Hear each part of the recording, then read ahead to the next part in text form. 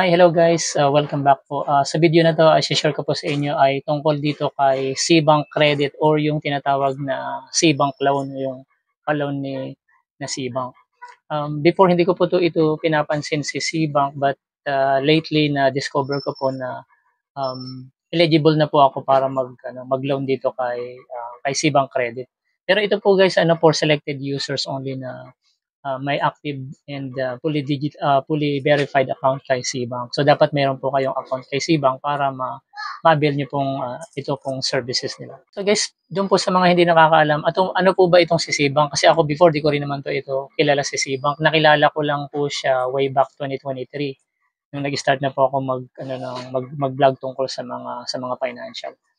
Si SeaBank guys is isa sa mga core nitong si Sea Limited. So may tatlo kasi itong core si Sea Limited, yung um, digital nila entertainment, which is yung Garena dun sa mga yung mga gamer. So alam nila yan yung Garena.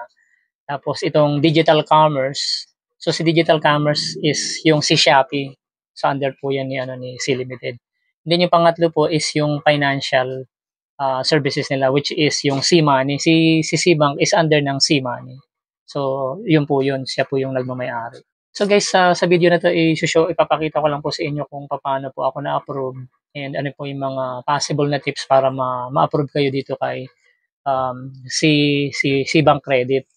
Kasi limited or selected lang naman po yung mga ina-approvehan nila dito. So ako lately ko lang rin nalaman nitong lang buwan na ito, nung last week. By history po, nag-umpisa po ako mag-open nitong SeaBank way back in August in 2023. So 2023, almost 2 years na po. Pero until nung nag-open ako, hindi ko po siya nilalagyan. Hindi ko po siya talaga ginagamit. In-open ko lang po talaga siya. Kahit isang services po is hindi ko ginamit sa kanya. And then itong si SeaBank masipag eh. Kahit wala kang account, wala kang laman yung bank mo. Padala yan ng statement bank, yung kung ano yung available amount mo, which is palagi monthly zero.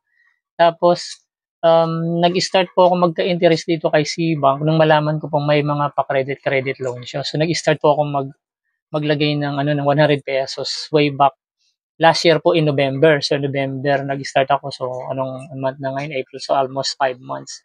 So nag-start po ako maglagay ng 100, tapos naglagay po ako ng yung medyo malaking amount na ipambabayad ko lang naman doon sa bills ko.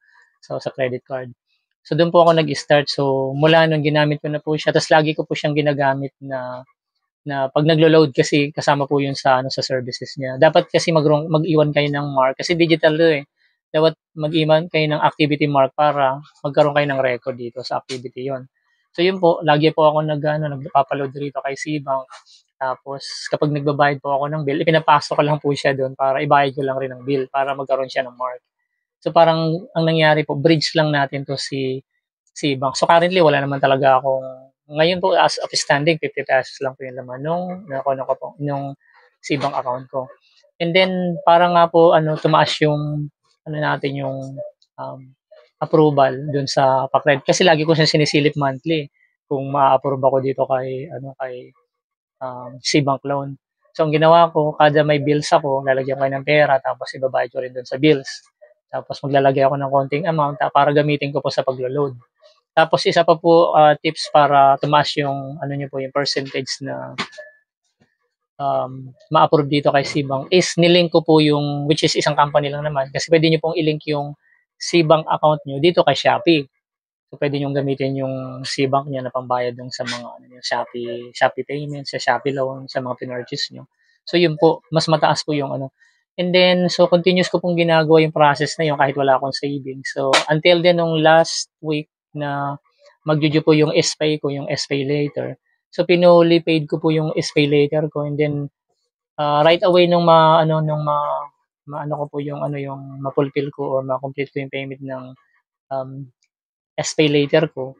Nung inopen ko po tong si SeaBank, nakita ko po approved na po yung eligible na po ako, ibig sabihin. Hindi pa agad siya approved pero eligible na po ako na mag-loan up to 100,000 pesos.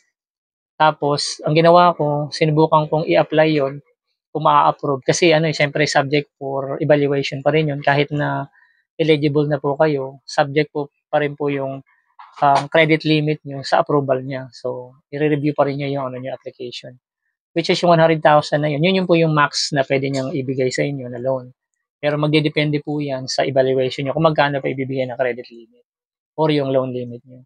So ano po inano ko lang po siya, sinagutan ko po lang, clinic ko yung ano yung sa makikita niyo po yun dun sa apps, dun sa right below nung ano nung mga option na services niya makita niyo sa ano, SeaBank Credit, yun. I-click niyo lang po yun. Tapos nung clinic ko po yun, so yun na nga po, approve na nga tayo sa ano, eligible na nga po tayo. Tapos magfi-fill up lang kayo ng application dun, dapat may reference kayo. Tapos konting information lang naman kailangan niya kasi naka-registered naman na yung information niyo sa bangko eh. So ngayon po, ang bilis po ng ano ng approval. So ipapakita ko po sa inyo kung paano ko yung ginawa diyan. Ang bilis po ng approval in a matter of second na approve po tayo sa ano sa pa-loan niya na 30,000 pesos. Tapos sinili po natin yung yung kung magkano po yung mga charges niya, kung gaano katagal niya pwedeng bayaran. Ito po si SeaBank maganda po eh. Hindi siya hindi siya like monthly credit limit, but this is under loan, yung parang personal loan. Kasi ano, pwede niyo po siyang bayaran ng 3, 6 to 12 months, so tatlong option. Tapos meron po siya rong 2.95% monthly interest. And then wala po siyang processing fee, yun ang kagandahan po, hindi katulad ng mga ibang loan may processing fee po. Like sa credit card may processing fee po sila. Dito po kay SeaBank ang kagandahan, wala po siyang processing fee. And nasa 2.95% po yung monthly interest rate niya. So yung yung may ang charges lang po nito ni additional charges po nito ni SeaBank loan is yung processing niya yung stamp na tinatawag. Papakita ko yan sa inyo yung pero itong stamp na tinatawag na ito, yung stamp charges, document stamp charges is napupunta po siya kay BIR, hindi po siya kay SeaBank. So si BIR po. So yung stamp document charges is yung amount niya nagde-depend po kung magkano po yung ilo-loan niyo po, yun po yun. So doon po nagbe-base po yung yung document stamp charges. Makikita niyo rin po yan diyan sa short video na i-click natin diyan. Kapag eligible na po kayo, yan po yung makikita nyo dun sa window kapag pinindot nyo po itong si SeaBank credit loan. So up to 100,000 pesos. I-click nyo lang po yung apply now. Tapos mararoute ko yun dun sa window ng yung personal information at saka yung secondary contact. So dalawa pong contact information ang kailangan niya. So ilalagay nyo lang po yan dyan, and then after that magpa-process na siya, and then so in a matter of a second yan, approve na po tayo sa 30,000 pesos sa credit loan limit. And then pindutan nyo lang po yung withdraw loan kung gusto nyo na pong i-withdraw. Tapos yan po yung calculation niya. So mayroong tatlong option rito to pay 3 months, 6 months at saka 12 months. So makikita nyo po sa ilalim yung specific na mga charges niya. So dito guys, pinilo ko po yung 12 months para makita nyo po. And then doon sa bandang ilalim, so meron po siyang documentary stamp. So itong documentary stamp rate is depende po sa amount na kukunin nyo po. Pero hindi po ito mapupunta kay SeaBank, is mapupunta po ito kay BIR. Wala po siyang processing fee, pero yung documentary stamp rate is makakaltas po doon sa ilo-loan nyo. So may bawas na po yung malulong. And meron pong 2.95% monthly interest po yan. So basically yung 3,385 times 12, 40,620 pesos po yung magiging utang nyo po. And then i-minus nyo po yung 30,000 pesos na inutang nyo. So ang tubo po niya sa isang taon is 10,620 pesos. I-divide nyo po yan sa 12, so 885 pesos po yung monthly interest nyo po. So pumapatak po yan na 2.95% monthly interest po.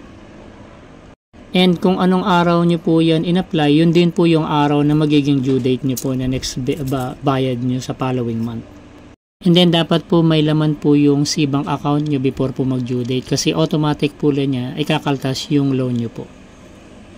Isa nga pa pala na before ko makalimutan na dinagdag ko sa activity ko is inactivate ko po yung yung virtual card, kasi yung virtual card yung po ang pagkakaiba nun sa physical is yung virtual card is pwede niyo pong gamitin na pangbayad online. So alam ba, may babayaran kayo Meralco online. So mga ganun po yung online. So i-activate niyo po yung yung virtual card niyo dito. And kung hindi pa kayo guys nakasubscribe sa channel natin, nandiyan lang po sa baba, i-click na lang po yung subscribe button, tapos yung bell notification para updated kayo sa mga video na ilalabas natin. And once again, guys, thank you so much for watching and hope to see you next time on our next video.